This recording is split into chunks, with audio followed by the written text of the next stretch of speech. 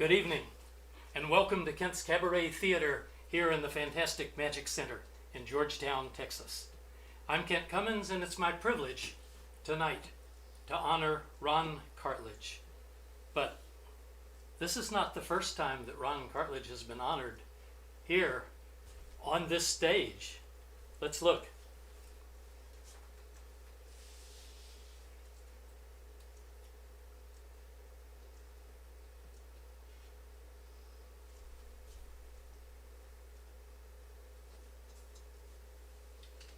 Give me a moment.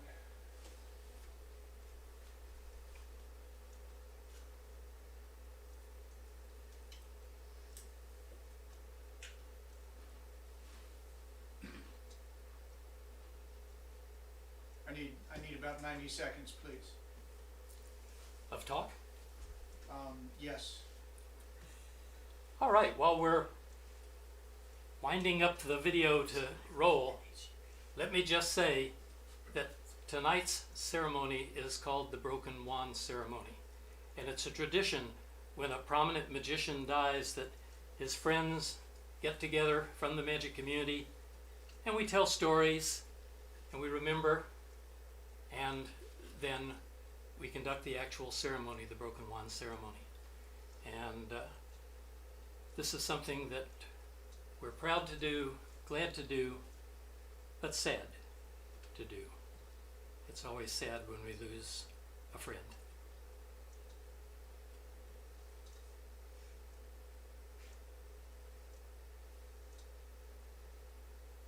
Okay, I should have that ready now. So it's my deep honor, and I mean that sincerely, to present the Magician of the Year Award from I.B.M. Ring 60 this evening. This recipient is a pillar of the magic community in not only Central Texas, but frankly all over the world, certainly all over the United States. He's a member of the Order of Merlin. He had a recent birthday. I think he turned 50. And he's a person who deeply cares about magic, and all I can say is that this award is long overdue. And it's presented by I.B.M. Ring 60 to Ron Cartlidge.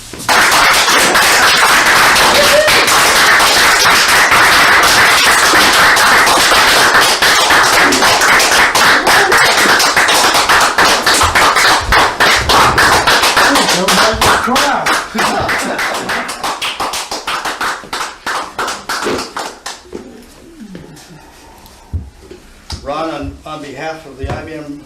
Carlmore Ring 60, I'd like to present you this Magician of the Year Award for 2020. That's good.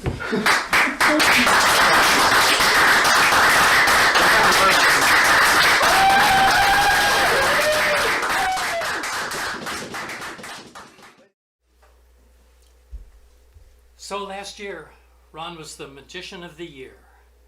And this year, he's disappeared, he's gone. And as you know, we're holding the traditional Broken Wand Ceremony. It's an interesting tradition. I first really learned about it back in 2005 when Fred Donaldson, the great Scot, passed on, and Judy asked if I would conduct a Broken Wand Ceremony for Fred, and I'd heard of them, but I'd never seen one. I didn't know anything about them. So I started studying and found out that every major magic organization does have some form of this ceremony. And we did that ceremony for Fred, and I didn't think a lot more about it for 14 years. And it was just 3 years ago when my dear friend Mike Winslet, some of you may know him as Squeaky the Clown, died in a tragic house fire. And I got together with Chris, Peter, some of my magician colleagues, and we agreed we needed to hold a celebration of life for him. And as part of that celebration of life, a Broken Wand Ceremony. And I figured, okay, another 14 years, but it was not to be, because in July of that same year, Ramon Galindo passed quietly in his sleep at the age of 99. And his family asked if we would put on a Broken Wand Ceremony. And what had happened after Mike's Broken Wand Ceremony was COVID-19.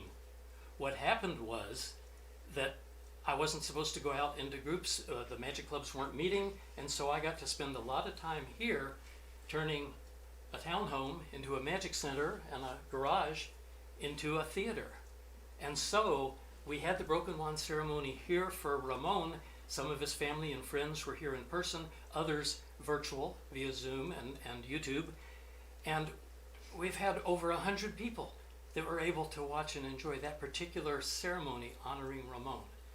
But one of the people who was here in person, of course, was Ron Cartlidge.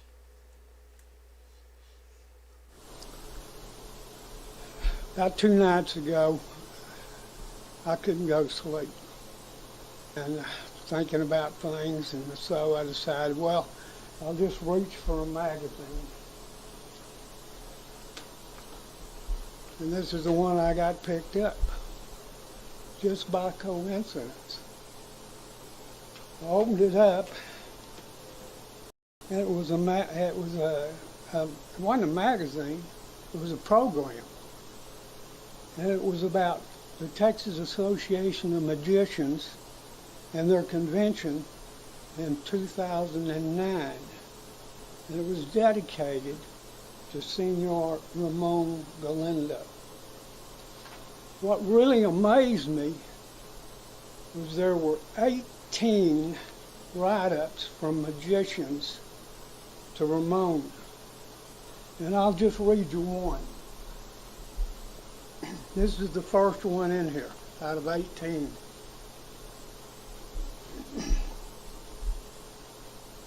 Ramon,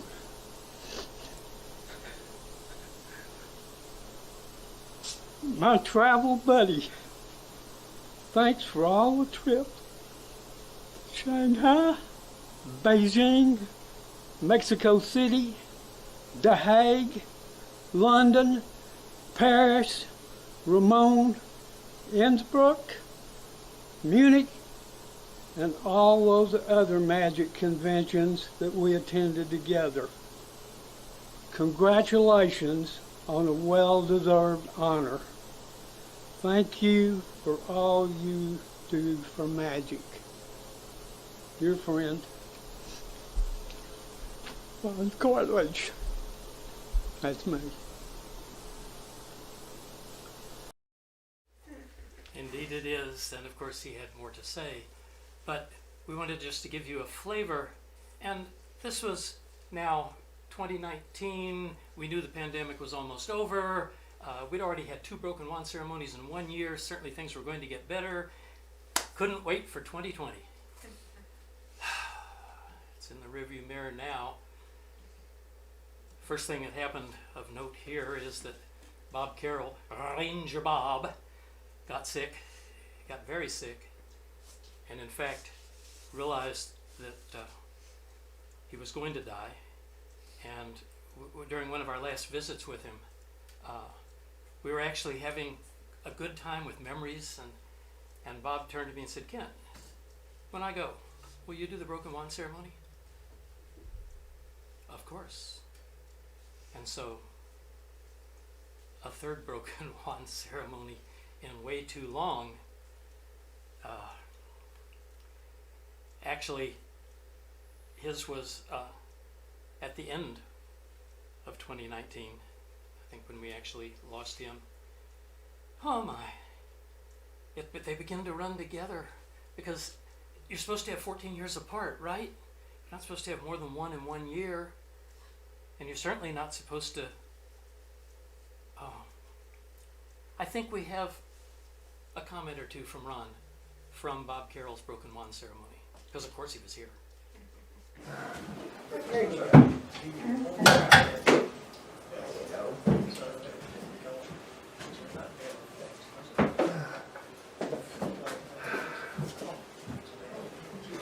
Ladies and gentlemen, Ron Cartlidge. Well, it's an interesting story on how I met Doc. There was a hotel that's located at the intersection of Ben White and I-35.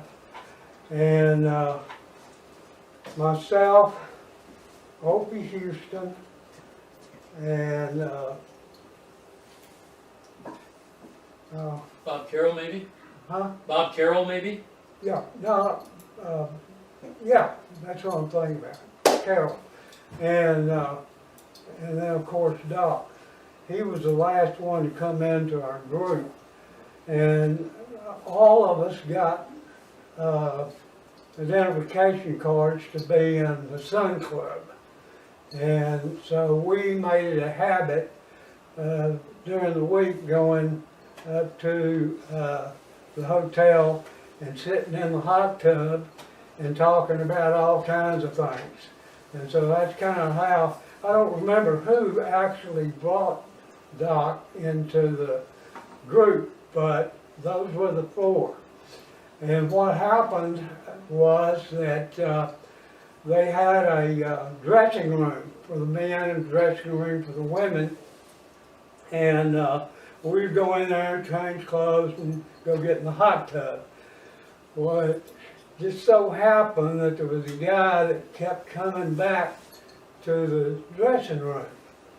And the hotel told us that they were having money stolen out of the pockets of the people who were in their health club.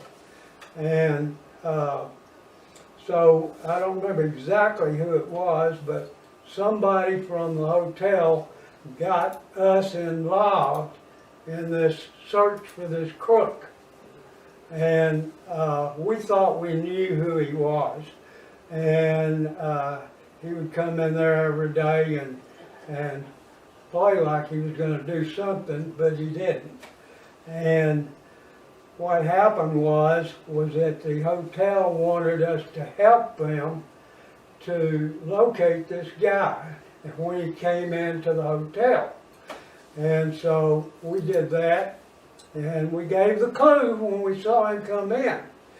And later we found out that the hotel had put invisible, kind of an invisible paint type thing on the lockers so they could catch him if he touched the locker.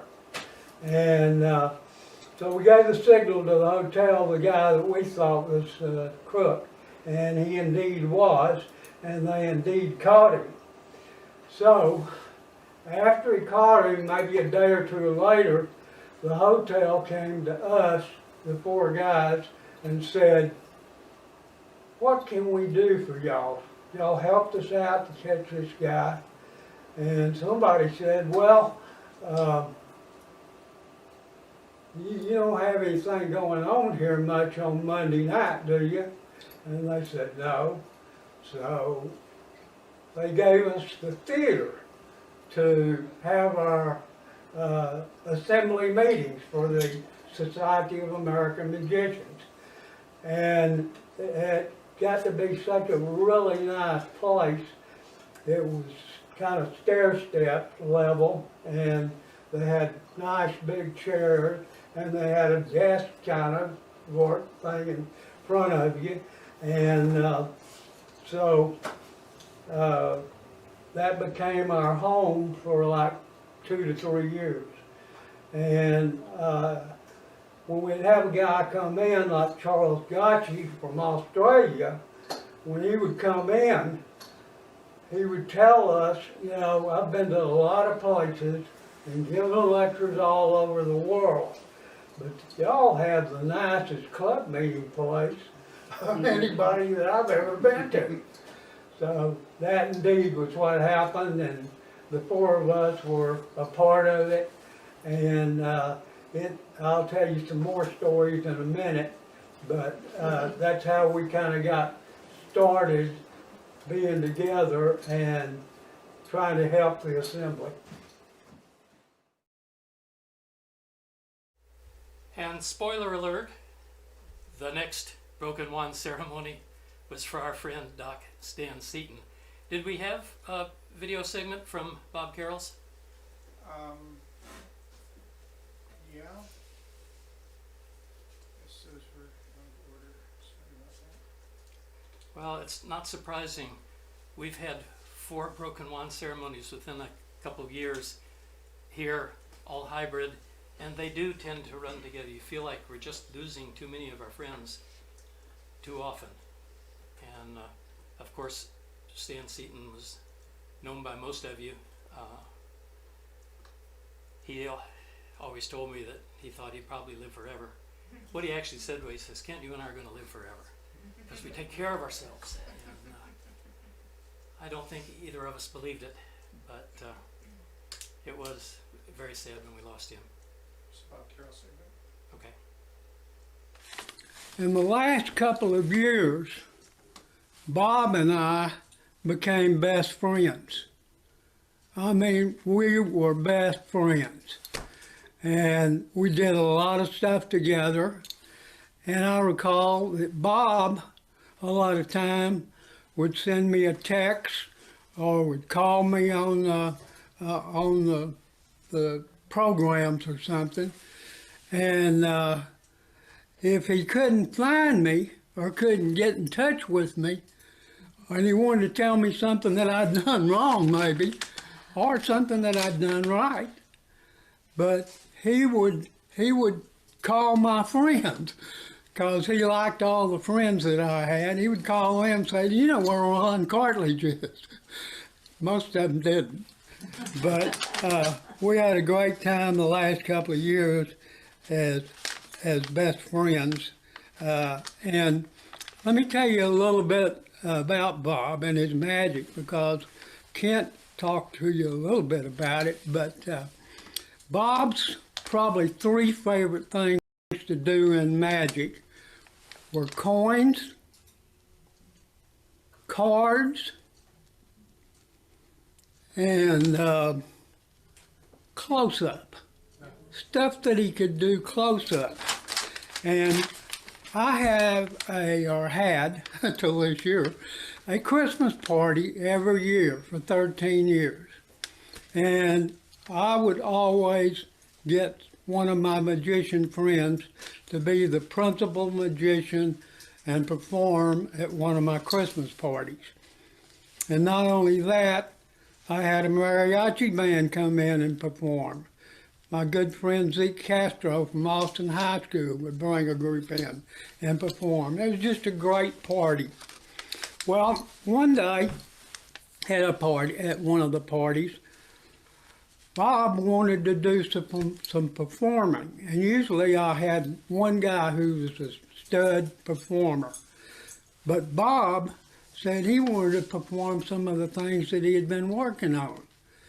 And I had a magic room, not as big as this one. If you ever get a chance to come see this one, you need to come see it.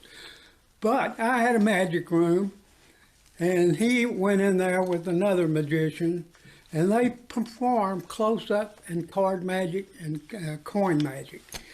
And I will tell you this, Bob worked hard to become a good magician. And he became very good at what he did. And he was really good that night at my party. Well, he did the magic, and one of my friends, who some of you may know, Moulton Crockett, saw the performance. And he thought, this guy is good. The one thing I want to tell you about Bob is that he will be missed. He was a great guy. He did the right things. And Bob, I hope to see you again someday in heaven. Thank you, Ron.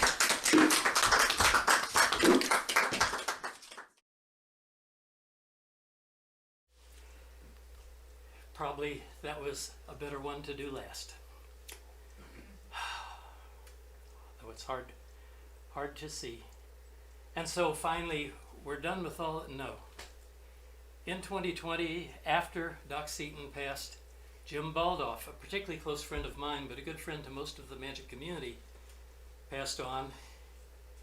And we had his broken wand ceremony here. And Ron was planning to be right here to say a few words, but that's about the time that his health issues were creating the problems that ultimately caused us to lose him. and so he wasn't able to be here. We don't have a quote from him for that. But it's interesting when you go back and listen to all of the quotes from all of them, certain stories come up again and again, as of course they are expected to.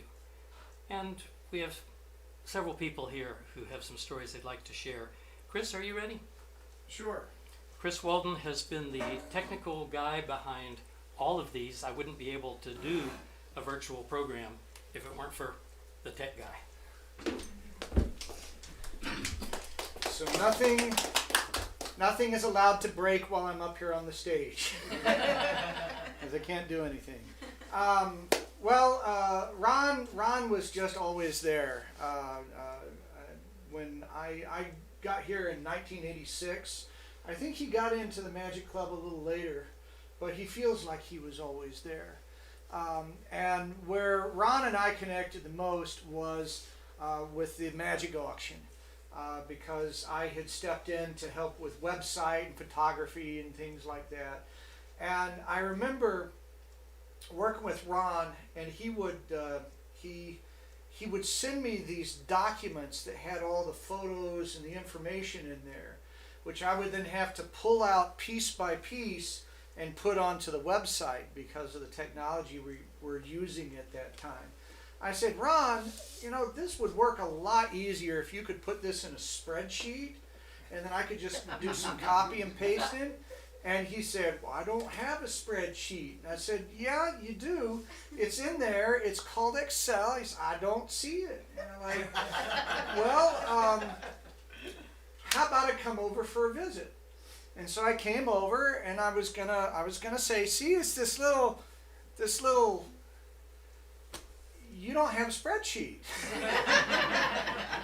Because he was using a home version of Office, and apparently only professional people need the spreadsheet. And so I said, well, I can fix this. And there was an open source Office suite called LibreOffice that I had Kent using for a while, and I've been using for a long time. And it had everything.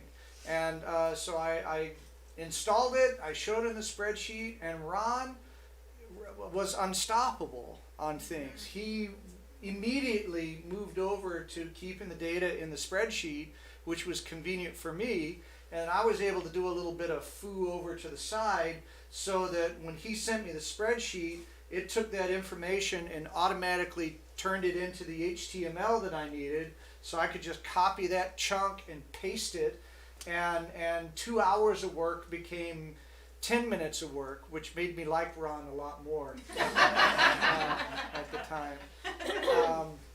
But Ron was always so excited about the auction, and that was a really, really big deal to him. He put so much effort into that auction, and I would say was the one that really helped add that world famous Austin Magic auction to it, because he did everything he could to spread it all over the place. Now Ron and I also had another relationship, because I spent 1 year as president of Ring 60.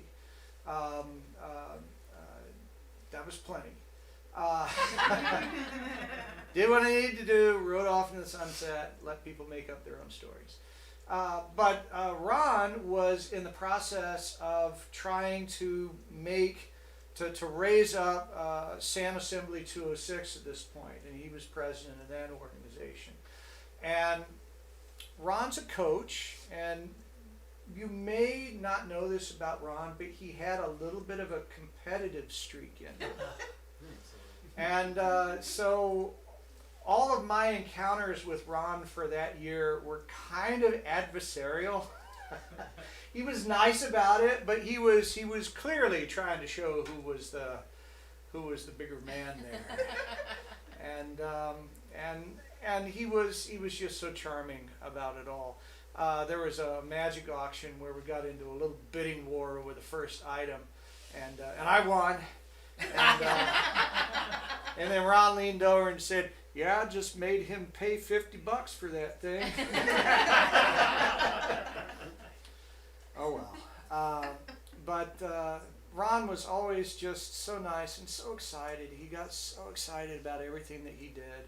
He had such an optimism, and I can imagine what he would have been like as a coach for someone that was trying to figure themselves out. I think he had an optimism and a way of looking at things that was just so beautiful. He was, even when we visited him for the last time, Kent and I went and visited him in the place he was that day. He got moved around a lot the last few weeks. And he was still talking to us about going to the next convention, and he was going to walk out of that place at any moment. And I could see some of the frailty, I could see some of the difficulty he was having, and he absolutely could not. And that was a real strength that Ron had. He could see the way things could be instead of just the way they were. And he was very good at sharing that with everyone that would care to listen. So I miss you, Ron. I really do. Thanks. Thank you, Chris. Well, I said when a big project comes up, I call my colleagues, Chris, of course, and Peter Hendricks, Peter the Adequate. I've probably done more projects more often with Peter than any other magician in my 73 years now being a magician. And Peter, I believe you have a few words to say.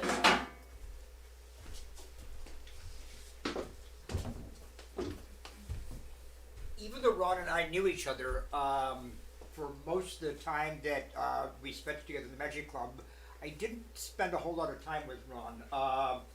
One of the reasons I think was that it was during a time where I tried to step away from the clubs a little bit, and when I did show up to the clubs, I would usually spend my time visiting with Sharon because I loved her company at the Magic Clubs.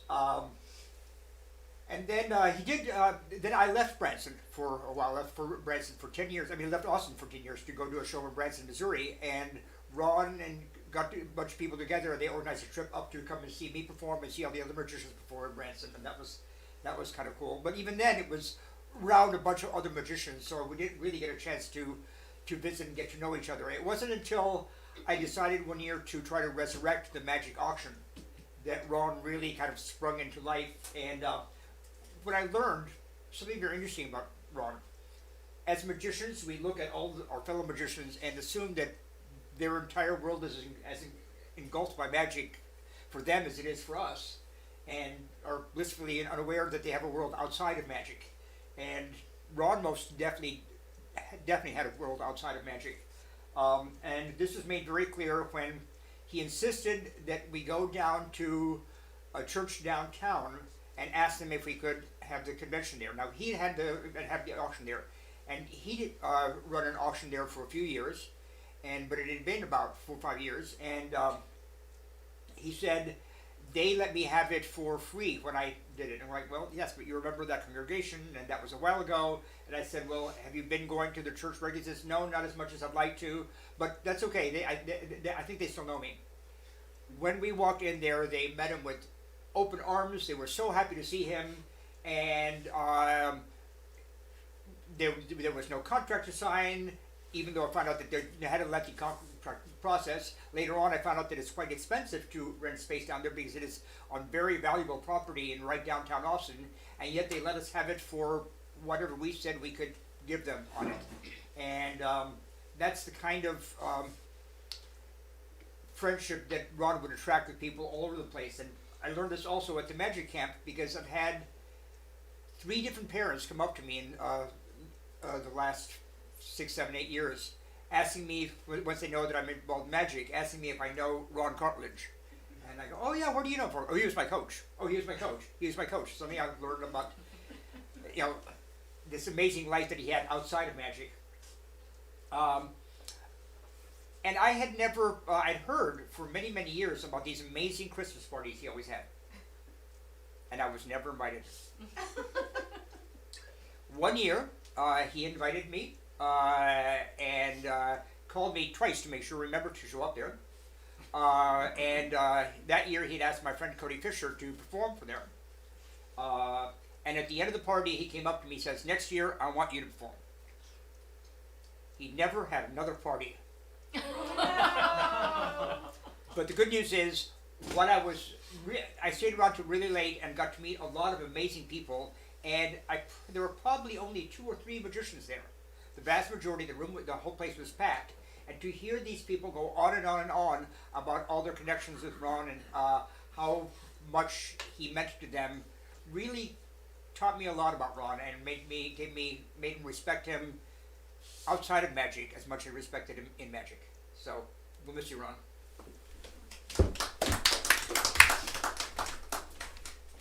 Thank you, Peter. And the next person I'd like to share a story is the past president of I.B.M. Ring 60, but also the person who is responsible for the food and drink that we had this evening. Please welcome Trixie Bond. Thank you. Boy, I feel lucky that for the past 20 years, I was one of Ron's friends. And you know, Ron had a lot of friends. The best part about being one of Ron's friends is that he shared his other friends with you. In fact, at one of his Christmas parties, I met somebody who later, I didn't know, he wasn't a magician, but he later became my friend and is my friend today. His Christmas parties had become an annual ritual. He mailed out these invitations and he kept that RSVP list. And as Peter said, if you didn't RSVP in time, he would call you and say, "What's the matter with you? Are you coming?" His home was over the top with decorations. I think it must have taken him maybe 2 months to put up all those decorations. Maybe another 3 months to take it down, if he took them down at all. Sometimes those little nutcrackers were covered in dust. Those parties were a mix of wonderful friends that came from all walks of life. I mean, there were high school classmates, friendly politicians, fellow magicians, musicians, church, coffee club, Masonic members, and even a 94-year-old descendant of Davy Crockett that was Moten. They'd drive in all over from Texas for his parties. My husband Mark and I were there most of the years, and gosh, we enjoyed meeting his friends and talking with them. Every year he had the mariachi band and a magician perform, and I, like any of the other magicians that performed, felt very honored to perform at those parties. Being Ron's friend also meant he could talk you into doing things. Like taking over a huge project, the world famous Austin Magic Auction. Yes, he talked me into taking over that auction for a couple of years. What was I thinking? Oh, he'd help, yeah. He gave sage advice, and when he was physically able, he would come and help sort the items for auctioning. And for the first couple of years, he would bring his wife, Sharon. Sharon was battling Alzheimer's, and it was obviously challenging for him to deal with her. I really admired the way he cared for her during her declining years. I know he tried to keep her in the best physical condition possible. But Sharon would forget that she'd already eaten. And she liked to eat. Well, Ron did his best, but I guess to keep her away from all the snacks, I guess I'm going to confess now it's safe. I used to sneak Sharon some brownies or cookies at those magic functions because it made her really happy. Before his computer died, or he didn't use it anymore, and when he would answer his phone, he was really a good communicator. He liked to write. Obviously, he wrote 2 books that were very successful on the history of Houdini in Texas. But he would write these emails out to everyone, lengthy blogs about Sharon and his life, and was pretty interesting. Well, recently he wasn't so good about answering the phone, or many of my calls and voicemails went unanswered. Yet he would call me at random times to give me an update on his life, or where he had moved to, or where he was moving next. The last time I saw Ron is when I picked him up for an I.B.M, or no, it was S.A.M meeting in July.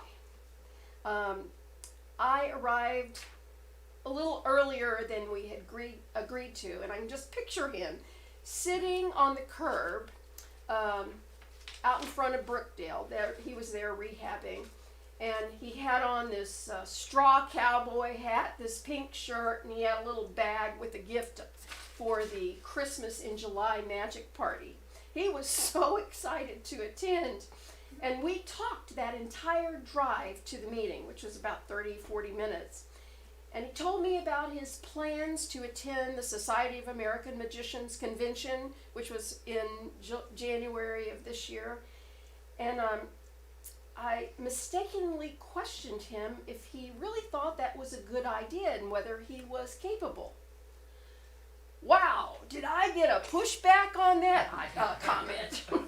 He was raring to go. And I also told him, since I didn't think it was possible for him to have another Christmas party at his house in 2021, maybe we should look at Brookdale, and I'd be glad to help him with this party, because I enjoy doing that. Well, I think just offering to help and letting him dream about another party, it lifted his spirits almost as much as attending that magic meeting that night in July. Ron was a prince and a real gentle man. I'll miss him. I'm so glad you're here tonight.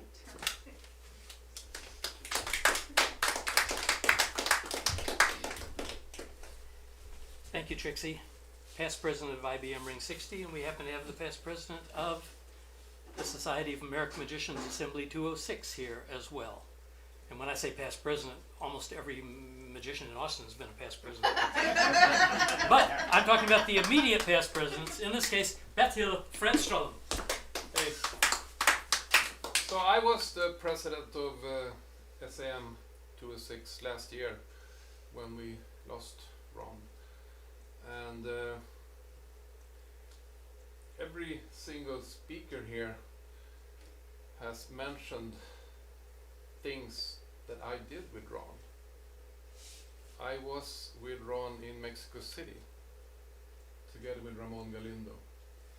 I was with Ron in Beijing. Ron and I have been traveling a lot together, and they've been sharing a lot of rooms together. When the World Championship of Magic was in Stockholm, he stayed with me, stayed in my house for the whole convention. And he's been a fantastic travel partner. He was also, as you say, a little competitive. I had a Christmas party in December from the first year I moved to Austin, which was 1998, every year. And then one year Ron contacted me and said, hey, I would like to have a Christmas party. What date are you having yours? And we were negotiating so we wouldn't clash. And that was the same thing every year after that. When are you gonna have yours? Oh, I've decided my date. You can't take that. And it always worked out.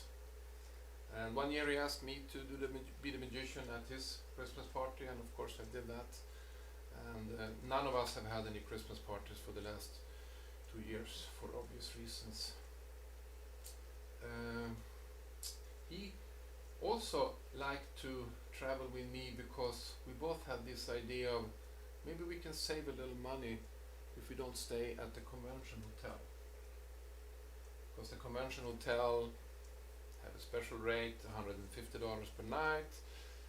But if Ron and I were to rent a motel room 5 minutes away, you can get a room for $70 per night. And he liked to save a little money now and then. So he called me up maybe 3 months ago, and he said, hey, can we share a room in Las Vegas in January? The Magic Convention, the S.A.M. convention that is going to be there in January. And I had seen him, I visited with Kent, I knew that he was in and out of hospitals, but I couldn't say, no, I don't think we can do that. I said, of course. So he said, yeah, okay, I'll get back to you. But we can start planning it now. And then he called me back, and he started booking his airline tickets. And when are you leaving? When are you coming? What date should we have the hotel from?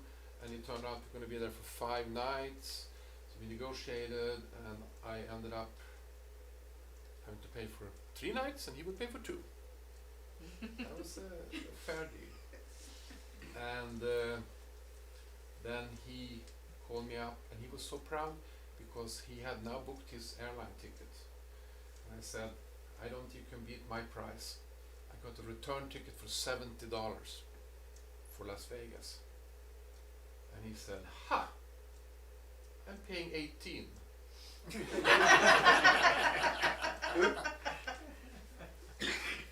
And then his last call to me, and people told me that, he's not really there, you can't really expect him to be very organized, and don't count on him showing up in Las Vegas. But I actually asked Chris to play his last voicemail to me, and you can hear in his voice that he knew what he was doing. Do we have that, Chris? Okay, Bertle, this is Ron Cartlidge, and I have one change on what we were talking about. But let me see if I can give you what I've got now.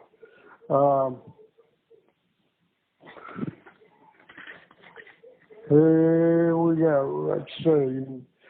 Depart Austin on January the 14th at 12:35 p.m. Arriving in Las Vegas at 3:35 p.m. on a one-stop flight.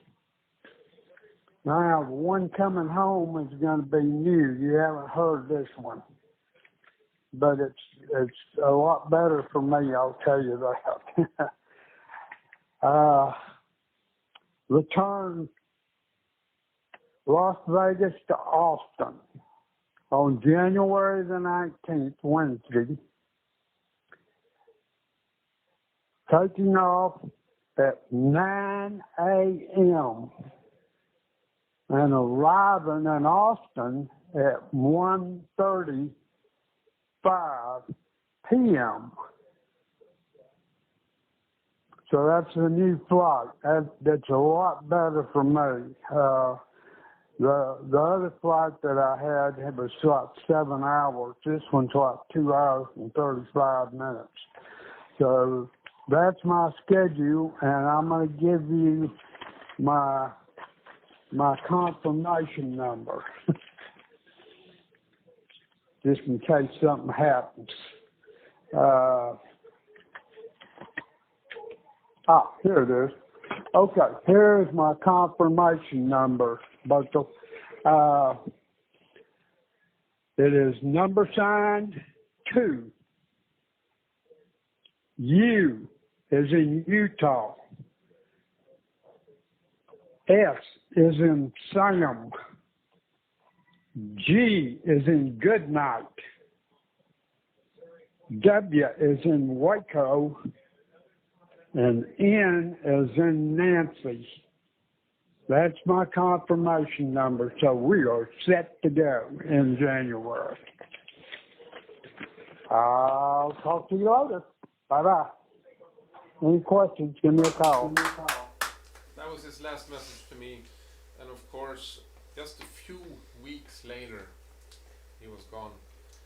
And I couldn't believe it.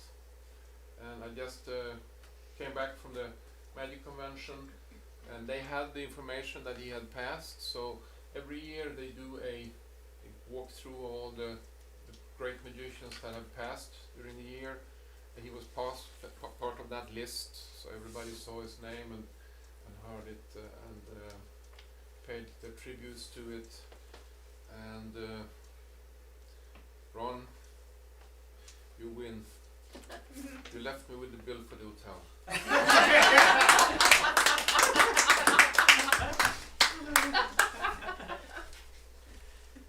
I had to invite all these people up to speak, or I would spend the hour telling Ron stories.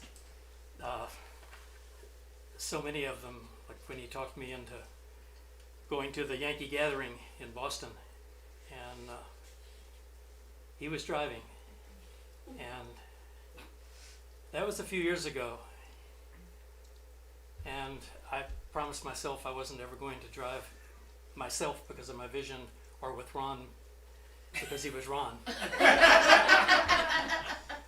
But we made it safely out, and as a matter of fact, one of my favorite moments was when we were in the dealer's room. I was selling some posters. He was selling, of course, his books. And on the table in the front room, you may have seen the photo in the corner of him just smiling like crazy with his table full of books that he was selling at the convention. But the story that I have to tell you has to do with this. Carolyn, I didn't ask you, I didn't warn you, but would you consider coming up and helping me? My daughter, Carolyn, and she almost made a living as a beautiful assistant for a number of years. So, you know, it seems like the appropriate. Okay.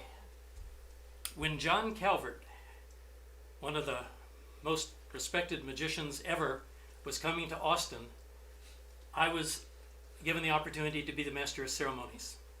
And Ron was in the audience, of course, and he came to me before the show. He says, Kent, do you have a handkerchief I could borrow? Yeah, I always carry a handkerchief, yeah, sure. So I loaned him the handkerchief, and then things happened and the show started and whatever, and then John Calvert says, and now I need to borrow a white gentleman's handkerchief. And Ron says, right here, and hands it to him, and he does the dancing handkerchief. Beautifully. And then after the show, Ron got it autographed, framed it, put up photos, and I said, Ron, you did a beautiful job of framing my handkerchief. I don't mind at all if it hangs in your room for a little while before you give it back to me. And of course I was kidding, and of course he laughed and I laughed, and it's bittersweet that now I have it back. It is my handkerchief. And he didn't even clean it. I know. Thank you, Carolyn. And it's good that Carolyn's here because she's the subject of my last story, which is yesterday afternoon, I think somewhere around 3 o'clock, I thought, we don't have a souvenir to give to people for the ceremony. We usually have some kind of a souvenir. And I realized that the family had been very generous. They had found some boxes of his Houdini books, and they said, you know, anybody that comes can have one of those books because we'll never sell all those in the estate sale. I mean, that's, and that way they'll go to people that really care, which is very generous and very appreciated. And I thought, but they're neat. A bookmark. Ron was known primarily as an author among the magic community. Of course, a bookmark. The session is tomorrow. Carolyn, are you busy? What do you need, Dad? Well, I had this great idea that we should have a bookmark souvenir for Ron. Send me the image and the copy, Dad. And I did. And she created the bookmark souvenir that you have. And she sent it to Robert's Printing. And middle of the morning this morning, I got a call saying, pick up your bookmarks. And so you do have a nice souvenir. Those of you that are watching on Zoom or on YouTube, if you'd like one of the things, just send me an email, kent@magichotline.com. That's Kent, K-E-N-T, like Clark Kent, @magichotline, no punctuation, .com. And include your snail mail address so I can put this in an envelope and send it to you. Those that are here, of course, have one in front of you. If you know someone, you're going to see someone that you think would like one, there are a few extras on the table. And thanks to Ron's kids, you're still kids to me, and to Ron, everybody gets a copy of his book, and pick up a bookmark on your way. Thank you so much. Now, it's time for the ceremony itself. Before that, Yes. Ken, we do have some viewers on Zoom. Oh, excellent. If someone would like to speak, if you'll just unmute your microphone. Thomas looks like he is raising his hand there, and you'll be able to share your story with everybody. Everyone can hear you. Thank you. Good evening, everyone. Ron came into my life probably 20-something years ago when I was doing National Magic Week. He was so proud of the work he did to get the assembly involved with Magic Week. And then, lo and behold, I got to come to Austin. And I think that might have been my first meeting with Ron. As opposed to emails back and forth and proclamations and different activities and trying to get a Houdini stamp. And of course he had all kinds of stories, and once I got to Austin, he was no longer the Ron in an email, and now that I find out he was a coach, I will tell you he was probably best at being a cheerleader. He had all kinds of angles and all kinds of connections and all kinds of knowledge. A buddy of mine got not really stranded in Philadelphia, but we got turned around and we were questioning whether or not we were going to get a cab. These were before the days of Uber. And I see this figure way off in the distance, and he's pulling a suitcase. And I said, I think that's Ron Cartlidge. Sure enough, I'm waving to him over, and I say, hey, Ron, how you getting to the hotel? This might have been Philadelphia convention about 8-10 years ago. And I said, you taking a taxi? I said, you got somebody picking you up? He goes, I'm taking a bus. I said, hey. I said, where are you getting? He said, right here. So we drag our suitcases over, and sure enough, the bus let us off like 2 blocks away from where we were supposed to be. But that was Ron. Always had another out, always had a suggestion, always had his hand out to help you. It was so great to know the man and to see his friends. And I got to tell you, if I may, I'd like to do a little retro on Ramon Galindo. He crossed paths with one of our assembly members, Ron Morrison. They both did birds. And every time I saw Ramon, he would ask me about Ron. And every time I saw Ron, he would ask me if I seen Ramon in my travels. So it's amazing how we all connect. And we're so interactive with magic, with our lives, with each other. And I'm so glad you thought of putting this out there and doing the Zoom situation. And Ron, safe travels, buddy. I miss you. Thank you, Thomas. Thank you. And I look forward to that bookmark. Maybe Kent, you know where I am. If there's anyone else on Zoom that would like to speak, just raise your hand, or you can just unmute your microphone and jump on in there. Yeah, I'd like to say a few words about Ron. I met Ron sometime around 2008. I was very late to Magic. And he was one of the first people that approached me when I came to one of the first meetings, him and Kent, and the regulars and the well-known names within the club. And no time at all, somehow I ended up working with the board. And he just had a way of encouraging people to do things for the S.A.M. And he was very, very dedicated with it. It was fun working with him at his house, putting the items together for the magic auction. And he was always supportive and coming up with ideas and ways to get around any problem you could run into. it was just a delight to be around the guy. He was always bright and uplifting, and I never had really much of a bad word to say about anybody. But if anybody got into a bind, he was there to help them out. And that's what really attracted me to Ron, was his really friendly and loving nature. He was a great guy. It was fun to work with, and I wish I had an opportunity to be with him more often, but it just didn't work out that way. All right, thank you so much, Dan. And is there anyone else on Zoom that would like to speak about Ron?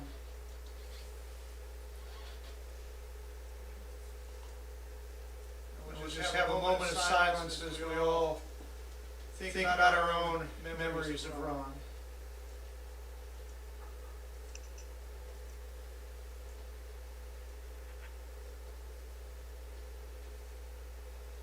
I see a hand there, Mr. Manis. Just unmute yourself. I think we ought to give Ron a standing ovation. At the conclusion of the ceremony. I agree with you. We will have a standing ovation for Ron at the end of the ceremony as part of the broken wand. Thank you.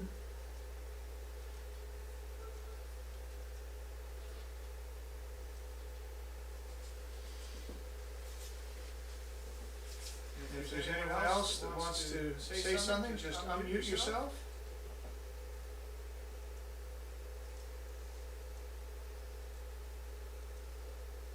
All right, back to you, Kent. All right. You probably know that Ron loved wearing garish ties. And when Margot found out, my wife found out I was coming, she says, "You need to wear your Bugs Bunny tie, because that'd be appropriate." I said, "That's not appropriate with a tux. And besides that, that doesn't look like what Ron would wear. This looks like what Ron would wear." But again, this is a tux shirt. So I hope you can appreciate. Ron, I chose these socks just for you. Now, I didn't realize until I started looking at the history. Tonight is the 7th broken wand ceremony that I have officiated. And the first, the great Scott and Judy, I was looking at the script, and the person who prepared the wand was Chris Walden. And he has prepared the wand for each of the 6 ceremonies since. Chris, do you have the wand for us?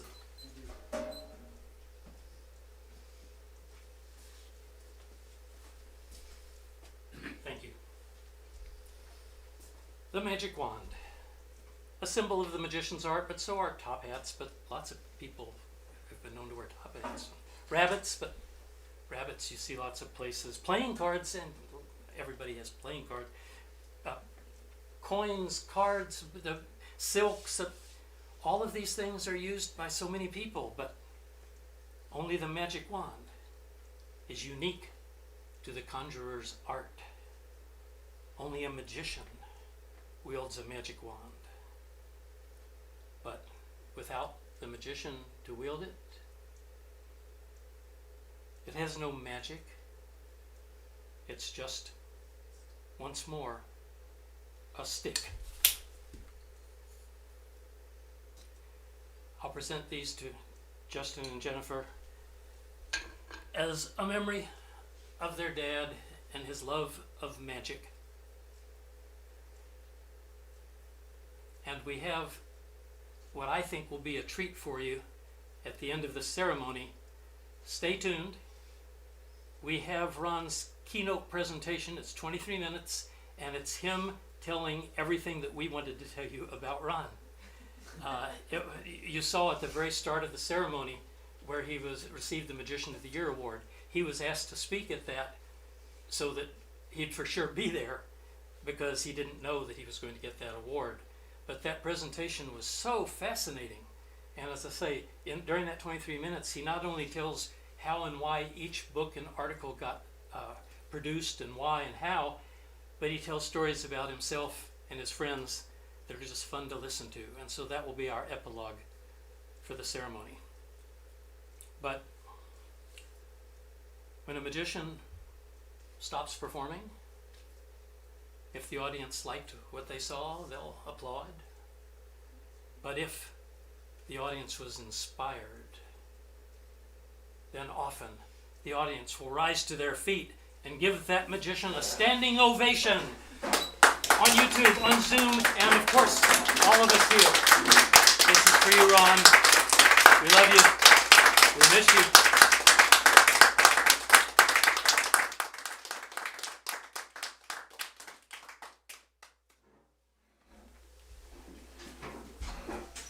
That concludes the official ceremony, but let's watch a little bit more of Ron. Well, it is my privilege to introduce our speaker tonight, who is our local Houdini aficionado, who literally wrote the book on Harry Houdini. So without any further ado, let's introduce Ron Cartlidge.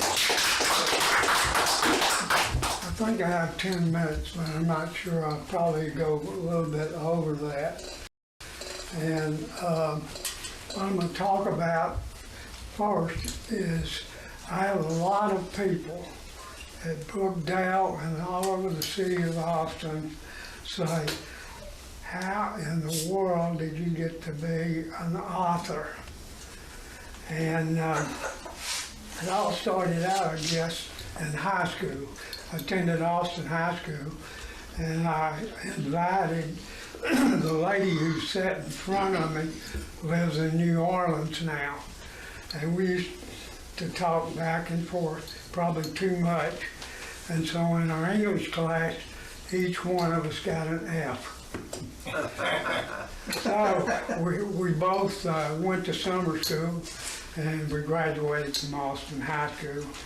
And later on, when I saw her, matter of fact, I invited her to this meeting tonight, since she lives in Round Rock, but I think she's probably too embarrassed to attend. But she said, wouldn't our English teacher be surprised if they could see us today? And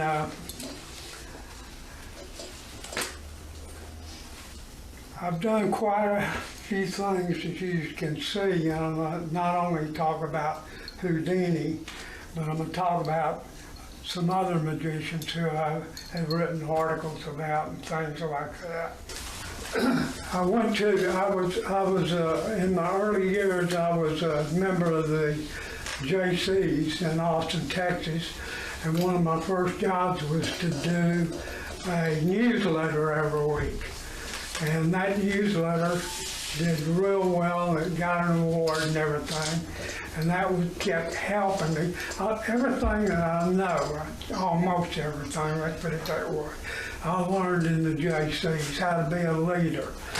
And after that, I came up with an idea. I'm thinking about what can I do, and I'm thinking about the world's greatest magician, or at least the one that's known the most, and that was Harry Houdini.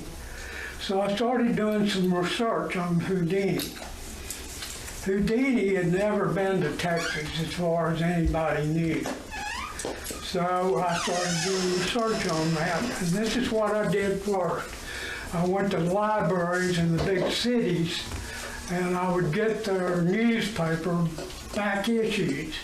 And that's where I got my information from to write this book. And I also went to the greatest magic collection maybe in the United States or in the world at the Ransom Center. And I would go in there and I'd study it because they had all kinds of stuff in there on Houdini. And I finally did this book and did a hardbound book, and I did it University of Texas, Orange. And on the front, I had a photograph of Houdini. I changed it up a little bit. Up on the wall up here is a poster, and it was with Houdini and his wife. Well, took that off, and I put the state of Texas up there because nobody knew I'd ever been to Texas. So the first thing that came out on it was Houdini's Texas Tours, 1916 and 1923. And I printed about 500 of these books, and I didn't print it until I got out of New York City, because I don't know whether it was the S.A.M or the I.B.M. I think it was the S.A.M that was having a convention in New York City. And I wasn't quite ready with this book. I'd hoped I had it to produce it there, but it didn't work. So I got to go to Houdini's graveside. I got to go to Houdini's home and took pictures of that and other things. And I got them. This was when the Houdini stamp was put out. The United States did this. But I had them, they were selling stamps at the convention. I had them stamp my book. And then on the inside, I had them stamp the book again here on the inside. And then I printed 52 editions that were special editions. 52 of them, that's it. And there were probably maybe 500 of these printed. In 2 weeks, these books, I sold them for $25 at the time. And in 2 weeks, they were selling for $500, $400, I believe it was, on eBay. And so anyway, the difference was... President's Award meeting that I was supposed to be at tonight. Well, let me tell you first about this. I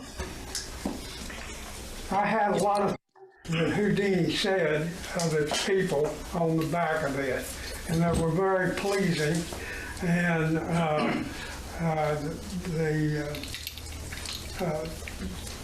the biggest thing about this book was I learned where Houdini performed.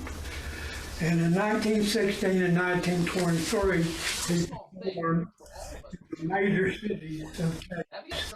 That was Austin, Houston, San Antonio, Dallas, and Fort Worth. Those were the cities he performed, and they were the larger cities.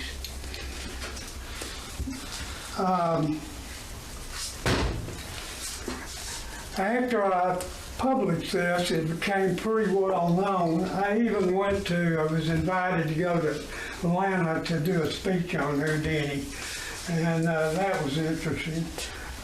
But I figured, what else could I do, after I'd done a book like that? And I came out with a book called The Blue Book of Magic. And I'm going to pass this around and let you look at it. It was in 2005, and this was my first one. I did 5 of them before I got too tired and didn't do it anymore. But what was the guy, the poster guy out in Las Vegas that has the most posters out of Norm Nielsen. Norm Nielsen was the first one to come by this thing every year. And it was, this one says it was a new and improved edition, and I made it blue because it was the Blue Book of Magic. But later on, I'll show you another one that I did. But this is everything in magic that you can think of. I even did eBay France, eBay England, and I bought a card. I bought a Houdini card off of eBay France for $10, and it was sent to his wife, and it was signed by Harry Houdini, and nobody bid on it because they thought it was a fake. I knew it wasn't a fake because there was a postcard there that had the postal markings on it. So I got that for $10, and took a little while to get it, but I did get it.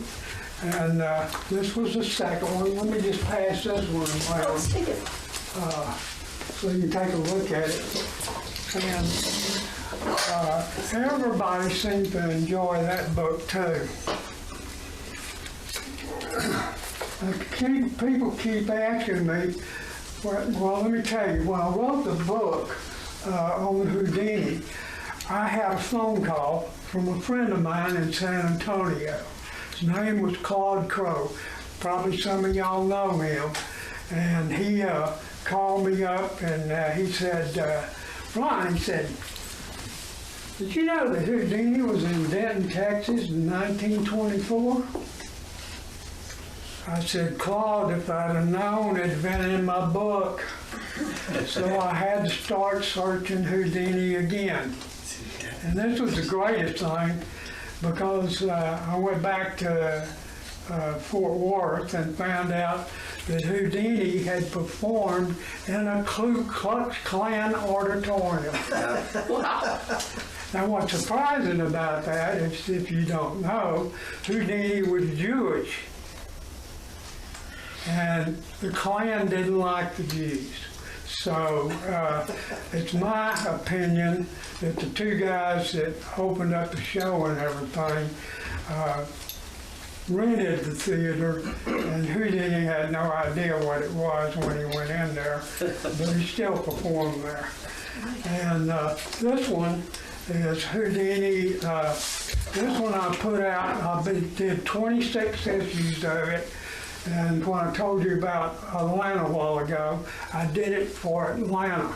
And I took the 26 issues down there, and I kept one of them because I just wanted to have one in case I did it again or something. And I sold all 25 of them there, and guys that I knew were Houdini authors were buying this book. And then after that, I had all kinds of calls and things and over the internet. And but this one was much different than this one down here.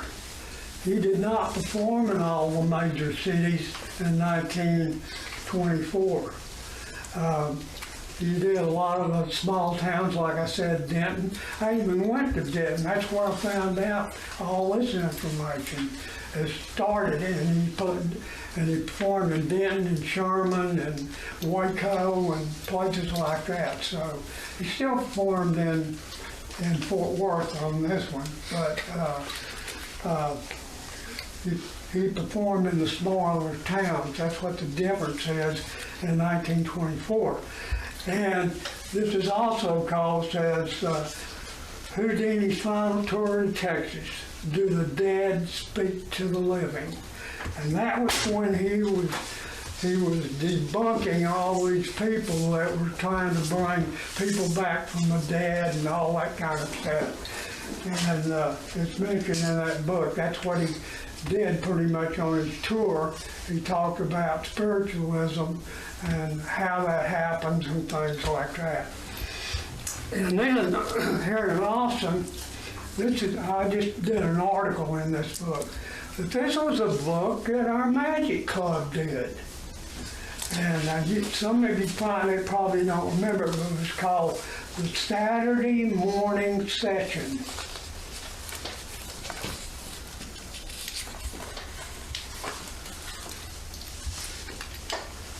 And I'm glad I found this book in my collection because I put a trick in here and I forgot how to do it. And so the first one in the book, this was our card trick group. And this is the people who were performing back there. Queen Elizabeth, that was my trick. Ron Cartlidge. And the other people were Roger Gorse, Lou Horney, Carlos Santillan, Terrell Fisher, Kent Cummings did too. Brad Henderson, Mike Brewer, Albert Lucio, and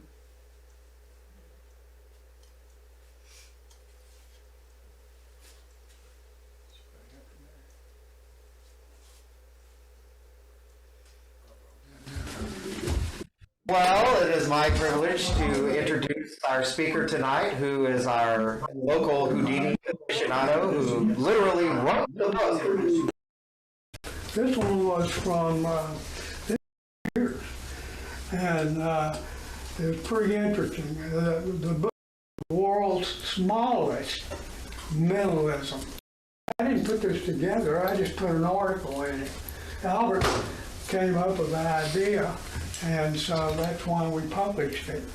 And the next ones, these all have, this one was from, this is a Yankee Magic Collector. And it's a convention they have in Massachusetts each year. And I've got to tell you, it's the best convention I've ever gone to.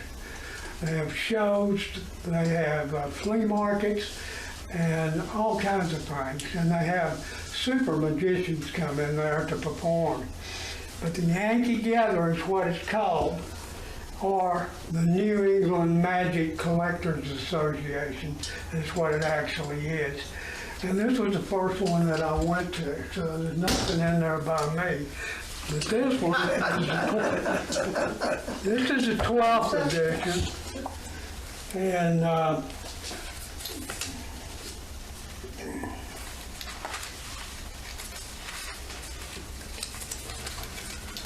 this one has nothing to do with Houdini. I did an article on Harry Keller for this book, and this was my first time to participate in it. The people had been doing this for at least 12 years, and it was pretty interesting. The article I wrote was Harry Keller, the first goodwill ambassador to Texas. And you may sound like, if you know who Harry Keller was, that's pretty funny that he would be in Texas. But he went into Mexico and then covered wagons and things, came through Mexico and up to the United States, or actually up to Texas, and he performed in Texas on that tour. Did he perform in Austin? Huh? Did he perform in I Austin? don't think he did. I Yeah. don't think he did perform in Austin.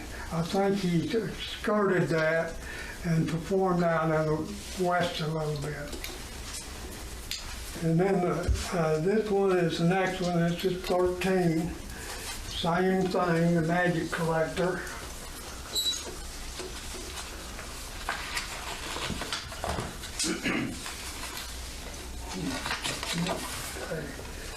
This one, this is an interesting. This one I found somewhere and wrote it up. And this lady was from Ohio. It's called Hope Eden, the world's largest, Hope Eden, the world's smallest mentalism, and mentalist. And she was probably 4'6" or something like that. I mean, she was a tiny lady. But she performed in Ohio, and she performed at one of the big conventions up there. And this one I have an article in, and this is where they get a little nicer. They put up here who the author is, and they present them one of the books. Wow. This is number 16.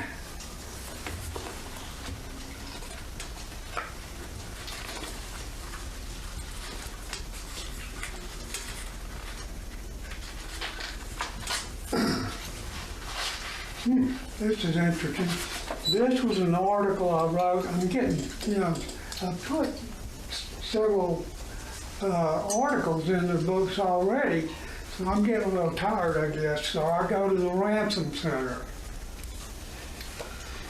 And I see what I can find there. And this article is on boxes 7 through 9 and box number 19. And they had all kinds of interesting stuff in those boxes. And it wasn't just Houdini, but it was other magicians too. And what I was trying to do was to get them, the people in Massachusetts, to come down here and explore this great collection we have at the Ransom Center. Now this is one of the most important ones right here.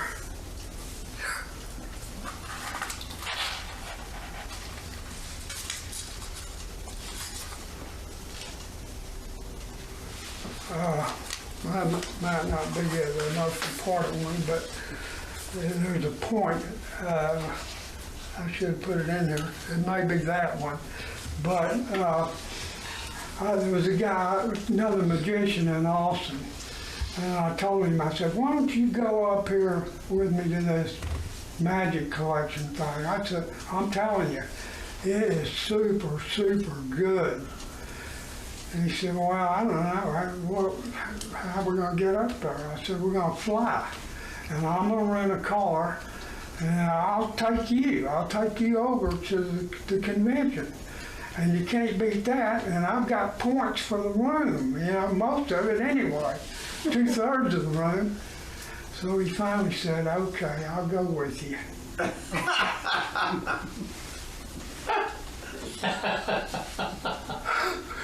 You know who that is? I do know who that is because I told Margot, said, Ron wants me to go to this collector's convention, and I love magic collecting, but I don't know, it's going to cost money, it's going to take time. She says, this will be a chance to really enjoy some time with your friend Ron. You should go. So I do what my wife tells me. She said I should go to the convention. I'm so glad I did. We had a great time. Yeah, and we're still writing for articles in the book. What year was that? And this one, the one I wrote about was called The Grim Game, which was the show that he did and what happened in it and all that kind of stuff. And I'll tell you another thing, you got to keep an eye on the University of Texas.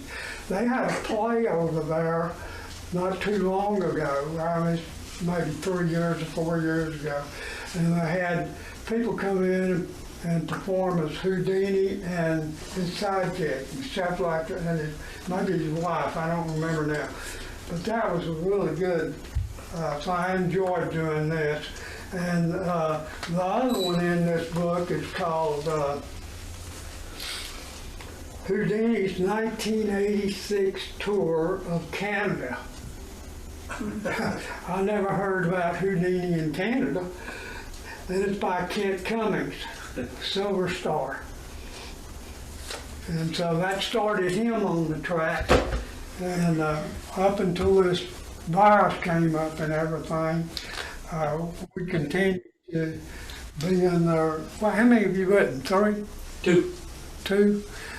He had 2 articles in there, and as you can see, I've had a bunch. This one is from, this is 19.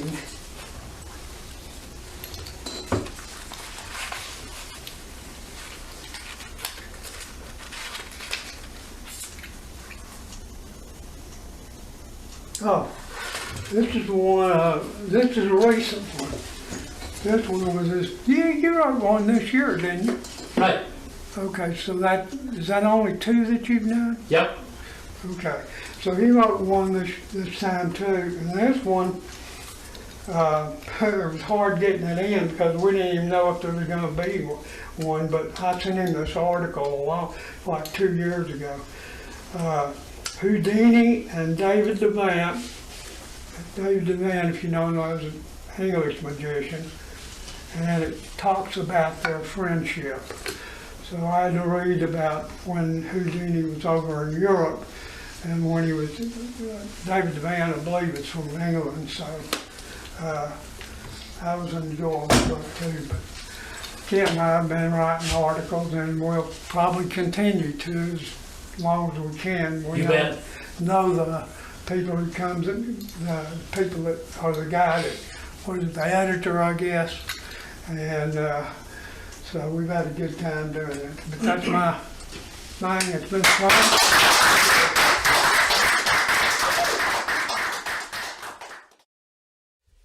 And if you didn't notice, the person who introduced him at the start, that was Ray Anderson from Esther's Follies. The reason that's so important is that Ray and his partner moved out to Driftwood somewhere and were completely staying away from anybody and everybody during the pandemic. And when he heard that Ron was being honored, he said, I have to be there. And so he made the trip all the way, despite all of the other problems and concerns, because it was important to him to be here to honor Ron. You probably also heard his voice asking one of the questions about Keller in the middle of the presentation. Most of the books that he just told you about are on display on the table out there. I don't have all of the Yankee collector volumes, but I do have the two that have my story in them, and they also have a story from Ron in each of those two. So I put a Ron bookmark by his story and a Kent bookmark by my story if you want to look at those any more. If anybody would like, that's here, would like more food and drink, there's still some available. There is no reason why you have to hurry. Certainly mingle stay. If you'd like a quick tour of the entire facility, just let me know. If you have any questions or problems, I'm so sorry. Thanks, everybody. Thank you.